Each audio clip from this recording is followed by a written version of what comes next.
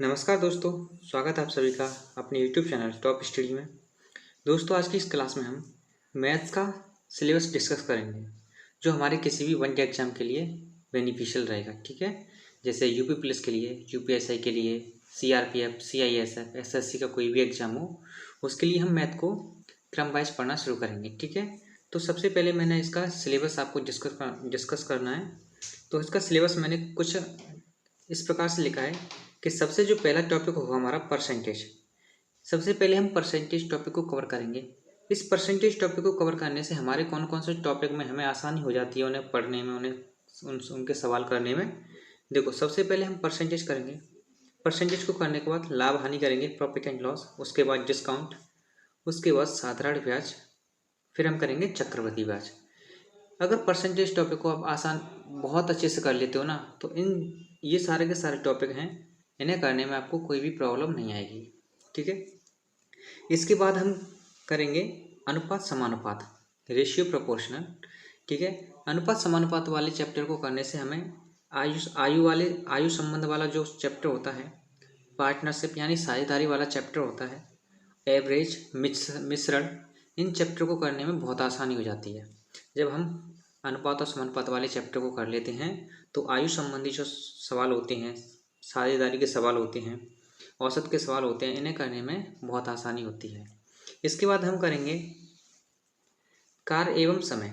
ठीक है, जब हम टाइम एंड वर्क को कर लेते हैं तो टाइम एंड वर्क को करने के बाद ये जो टॉपिक हैं, ये वाले जो चैप्टर हैं, कार्य और मजदूरी, पाइप और टंकी, इनमें करने में हमें कोई प्रॉब्लम नहीं होती है। जब हम कार्य और समय वाले इस टॉपिक को कवर कर लेंगे तो इसी के आधार पर, इसी के बेस पर ये जो टॉपिक हैं, कार्य और मजदूरी, पाइप और टंकी, इसी के बेस पर होती हैं।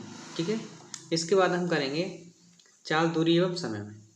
चाल, दूरी एवं समय को करने के बाद उसके बाद रेलगाड़ी और नदी नाव वाला, बोट एंड स्ट्रीम वाला जो चैप्टर होता है, जब हम चाल, दूरी एवं समय को इस वाले चैप्टर को कर लेंगे ना, उसके बाद हमें रेलगाड़ी, नाव और नदी वाला जो चैप्टर है, इन्हें करने में बहुत आसानी होती है। इन्हें करने के बाद जो हमारे अगले टॉपिक होंगे, ये जो टॉपिक हैं, ये सारे के सारे सेपरेट टॉपिक हैं। ठीक है, अलग अलग टॉपिक हैं, जिसमें हम संख्या पद्धति को पढ़ेंगे।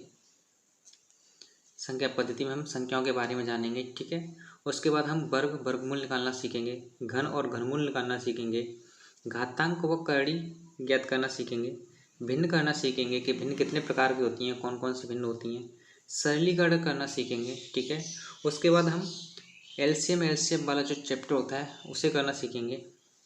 इसके बाद क्षेत्रफल निकालना सीखेंगे, जो एरिया होता है। ठीक है, क्षेत्रफल 2 डायमेंशनल होता है। और जो उसके बाद अगला टॉपिक है हमारा आयतन यानी वॉल्यूम। ये जो वॉल्यूम होता है 3 डायमेंशनल होता है। ठीक है, तो इस प्रकार से हम मैथ के हर एक टॉपिक को अच्छे से कवर करेंगे, जो आपके किसी भी एग्जाम में आपको बहुत हेल्प करने वाले हैं। ठीक है, तो आज जो हमारा पहला टॉपिक होगा परसेंटेज, आज हम परसेंटेज की क्लास शुरू करेंगे।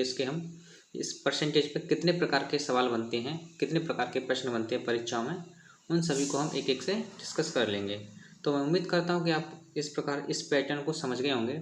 मैं आपको इसी प्रकार से हर एक टॉपिक को इतनी आसानी से करा दूंगा कि आपको कोई प्रॉब्लम नहीं होगी किसी भी टॉपिक में। ठीक है।